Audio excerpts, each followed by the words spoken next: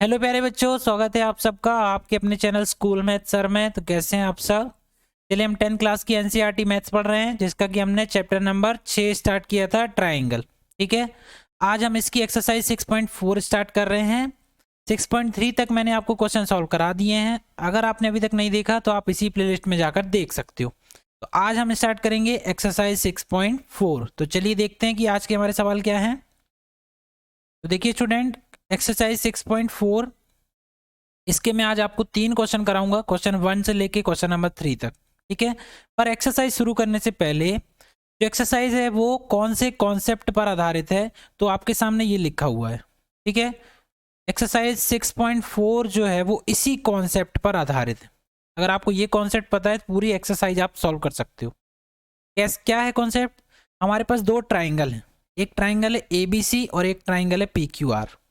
अगर ये दोनों ट्राइंगल कैसे हों, ABC सिमिलर है ट्राइंगल PQR के। ठीक है, अगर ये दोनों क्या है, सिमिलर। और सिमिलर कैसे प्रूव करना है वो 6.1 से लेके 6.3 तक आपको मैंने सिखा दिया है। ठीक है, अगर ये दोनों सिमिलर हो जाएं तो हम ये जो फॉर्मूला लिखा हुआ है, ये फॉर्मूला हम अप्लाई कर सकते हैं। मतलब अगर दो ट्राइंगल क्या है, सिमिलर हैं, तो उनका area of triangle ABC upon area of triangle PQR क्या होता है, उनकी करस्पॉन्डिंग जो साइड्स होंगी उसके रेशो के स्क्वायर के बराबर होता है। ठीक है, मतलब अगर दोनों ट्राइंगल क्या हैं, सिमिलर हैं, तो AB की करस्पॉन्डिंग साइड क्या है, PQ। तो AB अपॉन PQ क्या होता है, होल स्क्वायर के बराबर होता है। ठीक, क्या, एरिया का रेशियो। वैसे ही इनके बराबर ले लिया आपने, तो BC की जो करस्पॉन्डिंग साइड है वो QR की, तो BC अपॉन QR का होल स्क्वायर, ये भी इक्वल आएगा। बराबर क्या होगा, AC upon PR। AC upon PR मतलब ये, तो AC अपॉन PR का जो रेशियो होगा वो भी स्क्वायर में। ये चारों जो वैल्यूज होती हैं ये क्या होती हैं, चारों इक्वल होती हैं।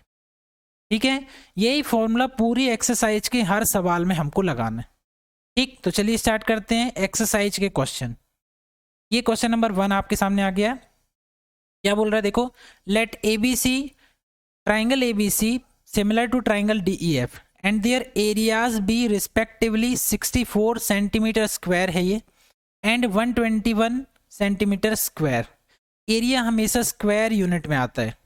ठीक, याद रखना, एरिया जो होगा स्क्वायर यूनिट्स में आएगा। और जो साइड्स की लेंथ होती है वो सिर्फ यूनिट लेंथ होती है, या तो सेंटीमीटर या मीटर या किलोमीटर। ठीक है, हमको क्या दिया, 64 centimetre square and 121 centimetre square. If EF is equal to 15.4 centimetre, find BC। मतलब दो ट्राइंगल हैं, एक ट्राइंगल है ABC और एक ट्राइंगल क्या दिया है, DE और F। ये ट्राइंगल है हमारे पास।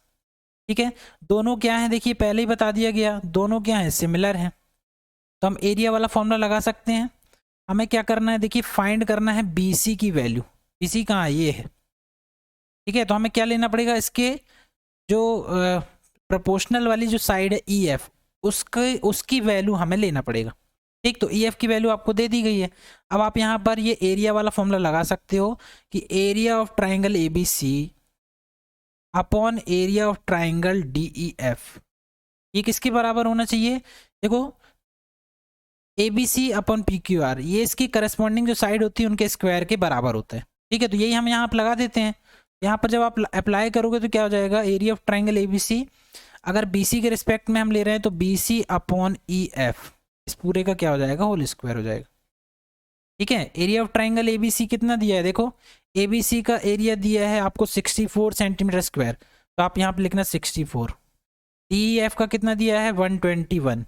फिर बराबर में BC आपको बताया नहीं है, BC फाइंड करना है, तो BC अपॉन में क्या आ जाएगा, EF मतलब 15.4। यहाँ क्या लगा हुआ है, स्क्वायर। स्क्वायर को यहाँ से हटाएंगे तो यहाँ पर क्या लग जाएगा, स्क्वायर रूट लग जाएगा। ठीक, ये बेसिक है, ये जाएगा 15.4। अब 64 स्क्वायर से बाहर आएगा स्क्वायर रूट से, तो 8 बचेगा क्योंकि 8 का स्क्वायर है ये, और 121 किसका स्क्वायर होता है, 11 का। तो ये आ गया हमारे पास BC अपॉन 15.4। अब आप क्रॉस मल्टीप्लाइड कर दो तो क्या हो जाएगा, BC बराबर, ये जो यहाँ पर दिया है इसको यहाँ मल्टीप्लाइड में ले जाएंगे ना, डिवाइड में है तो यहाँ के इंटू में, इंटू 15.4। इसको आप कैंसिल कर देना, 11 से कट जाएगा, 11 एकम 11, 4 बचेगा, 11 चौके 44, 1.4 आएगा। 8 से मल्टीप्लाइड करेंगे, 8 चौके 32, 2 और 3 आएगा, 8 एकम 8, 3 11, कितना आ गया ये 11.2। ठीक है, BC की जो हमें वैल्यू दी है वो कितनी आ जाएगी 11.2 सेंटीमीटर। ठीक है स्टूडेंट, आगे समझ में। चलिए आप क्वेश्चन नंबर सेकंड देखते हैं। क्वेश्चन नंबर सेकंड ये दिया हुआ है। ठीक, इसमें आपको डायग्राम बनाना है, लेकिन मैंने पहले से ही बना दिया है, आप आसानी से इसको ड्रॉ कर सकते हो।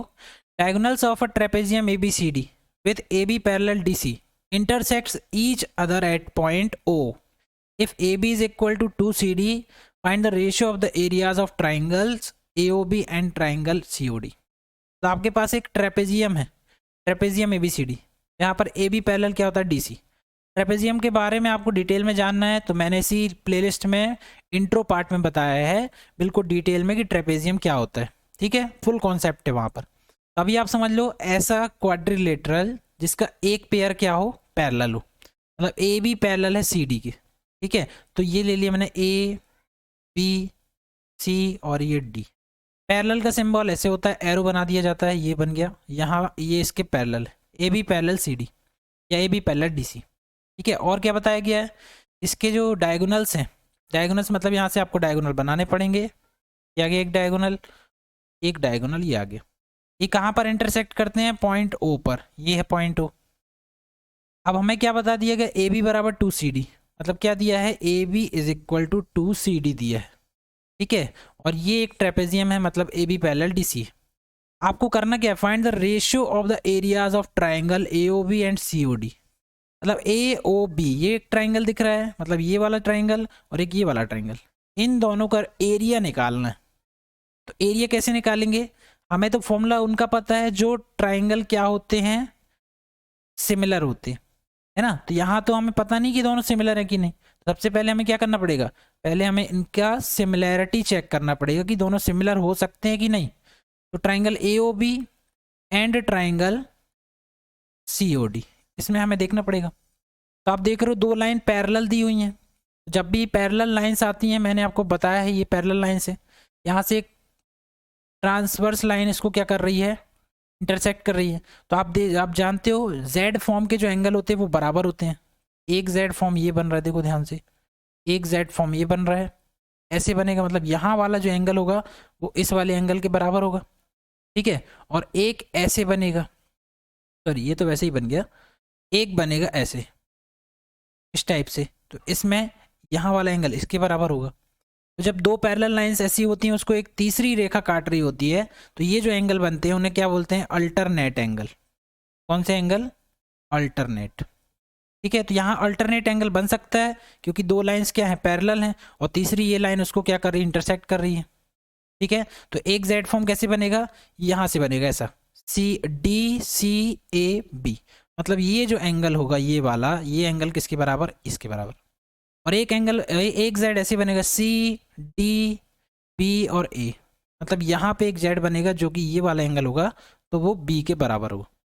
ठीक है, तो हम क्या लिख सकते हैं, देखिए पहला एंगल कौन सा, OAB, angle OAB is equal to क्या होगा, एंगल OAB किसके बराबर होगा, OCD के, एंगल OCD। सिमिलरली वैसे ही अगर आप लगाओगे कौन सा एंगल, ODC, पहले यहाँ ले लो OBA, एंगल OBA ये किसके इक्वल आना चाहिए, एंगल ODC के। ठीक, कहाँ से आए ये, अल्टरनेट एंगल। कौन से एंगल हैं, अल्टरनेट एंगल। ठीक है, जब भी पैरेलल लाइंस होती हैं तो यहाँ पर कौन से एंगल बनते हैं, अल्टरनेट। ये दो एंगल बराबर हो गए तो आप बोल सकते हो triangle OAB similar to triangle COD, बोल सकते हो। कौन सी कंडीशन से, एंगल से। अब दोनों क्या हो गए, सिमिलर हो गए हैं, तो आप यहाँ पर एरिया वाला फॉर्मूला लगा सकते हो। तो एरिया क्या हो जाएगा, area of triangle AOB upon क्या हो जाएगा, एरिया ऑफ ट्राइंगल COD। ये क्या होना चाहिए, इनकी करस्पॉन्डिंग जो साइड है, मतलब करस्पॉन्डिंग साइड एक हो गई AB और एक हो गई CD, मतलब AB अपॉन CD के होल स्क्वायर के बराबर होना चाहिए, है ना। अब AB की वैल्यू देखिए क्या दी है, 2 इंटू CD, तो यहाँ रख दो 2 इंटू CD, और अपॉन में क्या है CD, इसका क्या जाएगा, होल स्क्वायर, CD कट जाएगा, ऊपर 2 है, 2 का वर्ग कर दो 2 की पावर 2, और नीचे CD कट गया तो 1 बचा, 1 का स्क्वायर, अब 2 का वर्ग 4 और ये हो जाएगा 1। So area of triangle AOB upon area of triangle POD क्या हो जाएगा? हो जाएगा 4:1, मतलब 4:1 इसका आंसर आएगा। ठीक है, आगे समझ में। अगला सवाल, चलिए क्वेश्चन नंबर 3 देखते हैं।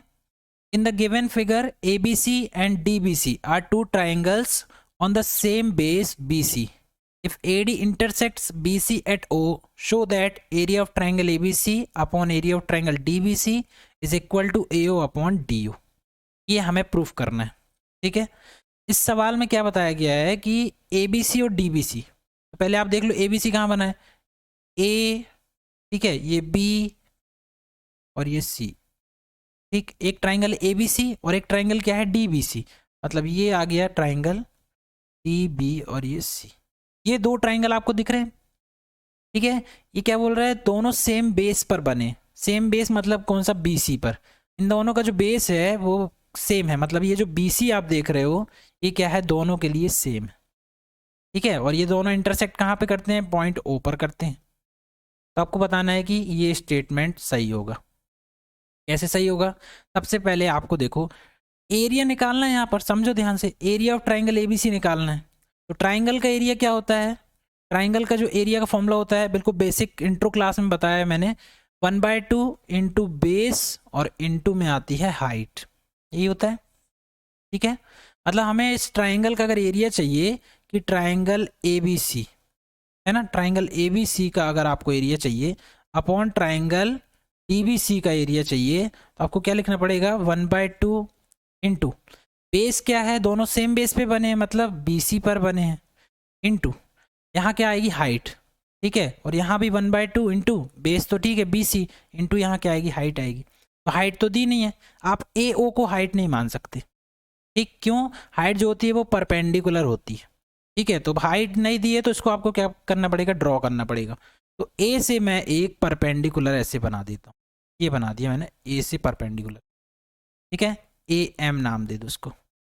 वैसे ही जैसे आपने यहाँ पे बनाया तो ऐसे ही D से भी एक परपेंडिकुलर ड्रॉ कर देते हैं। तो ये क्या बन जाएगी, इसकी हाइट। परपेंडिकुलर ही क्या होता है, हाइट होता है। इस पॉइंट को दे दो नाम N। तो ABC के लिए हाइट क्या हो गई, AM, तो यहाँ पर लिख लेते हैं AM। और DBC के लिए हाइट क्या हो गई, DN। आप देखिए BC से BC कट गया, 1/2 से 1/2 कट गया, मतलब कितना आ गया, AM अपॉन DN।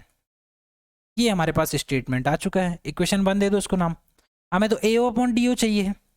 ठीक है, अब AO अपॉन DO आपको चाहिए है तो उसके लिए आपको क्या करना पड़ेगा, ये AM अपॉन DN की जगह, मतलब ये जो AM है इसकी जगह क्या आ जाए, AO, और DN है उसकी जगह क्या आ जाए, OD। मतलब आपको दो ट्राइंगल देखने पड़ेंगे। एक ट्राइंगल देखोगे आप AMO एंड दूसरा ट्राइंगल देखोगे ट्राइंगल DNO। अगर आप इन दोनों को क्या कर दो, सिमिलर प्रूफ कर दो, तब आप इनकी साइड का रेशियो बराबर लिख सकते हो। इनको सिमिलर प्रूफ करने के लिए आपको क्या करना पड़ेगा, देखिए angle M is equal to क्या आ जाएगा, एंगल N, कहाँ से, 90 डिग्री है, ये दोनों में 90 है। फिर आप देख रहे हो ये जो एंगल बन रहा है, इस टाइप का जब भी एंगल बनता है तो मैंने आपको बताया है, जब भी इस तरह का एंगल बनेगा यहाँ से या फिर यहाँ से, ये क्या होता है, वर्टिकली अपोजिट एंगल। ठीक है, डिटेल में मैंने बताया है फर्स्ट क्लास में, आप जाके प्लेलिस्ट में देख सकते हो। वर्टिकली अपोजिट एंगल हमेशा इक्वल होते हैं। तो यहाँ आप देख रहे हो ये डमरू के आकार का बन रहा है, मतलब इस तरफ का एंगल और इस तरफ का एंगल क्या होगा, इक्वल होगा। कैसे, वर्टिकली अपोजिट एंगल। तो angle AOM is equal to क्या होगा, एंगल DON। कहाँ से आया, वर्टिकली अपोजिट एंगल। ठीक है, वर्टिकली अपोजिट एंगल, ये दोनों हो जाएंगे। अब दो एंगल सिमिलैरिटी लग जाएगी यहाँ पर, AMO, triangle AMO similar to triangle DNO। कहाँ से आ गया, एंगल सिमिलैरिटी से। ठीक है, अब दोनों सिमिलर हो गए, मतलब इनकी करस्पॉन्डिंग जो साइड होंगी वो क्या हो जाएंगी, इक्वल हो जाएंगी। तो आप इस कैसे लिख सकते हो, यहाँ पर AO, A का O से रेशियो लोगे तो यहाँ D का किससे आएगा, O से आएगा। तो AO का जो रेशियो होगा वो किससे, DO के रेशियो के बराबर होगा, है ना। मतलब आप क्या लिख सकते हो, AO अपॉन DO। ठीक, ये जो साइड का रेशियो है इसकी करस्पॉन्डिंग साइड मतलब किसके, AM अपॉन DN, इसके बराबर होगा। और कौन सी साइड बच गई, यहाँ से ए एम होगी M O upon N O, ये सब आपस में क्या होंगी, बराबर होंगी। क्यों, ट्राइंगल कैसे हैं, सिमिलर है। तो आप देखिए A M upon D N, इसकी जगह क्या लिख सकते हो, ए ओ अपॉन डी ओ लिख सकते हो। तो यहाँ पर इक्वेशन 1 में अगर आप वैल्यू रख दोगे, बाय इक्वेशन 1 यहाँ पे आप वैल्यू रख देना। So triangle A B C, इसका जो एरिया है upon triangle D B C, इसका जो एरिया है वो हम यहाँ पर A M upon D N की जगह क्या लिख देंगे, ए ओ अपॉन डी ओ। और यही हमें प्रूफ करना था, ध्यान से देखिए, यही हमें क्या करना था, शो करना था। तो आ गया आंसर, ठीक है, क्लियर हो गया। पर फिर भी अगर आपको लग रहा है कि कहीं पर कोई डाउट रह गया है तो आप मुझे कमेंट करके बता सकते हैं। तो thanks for watching, for more update please like share and subscribe.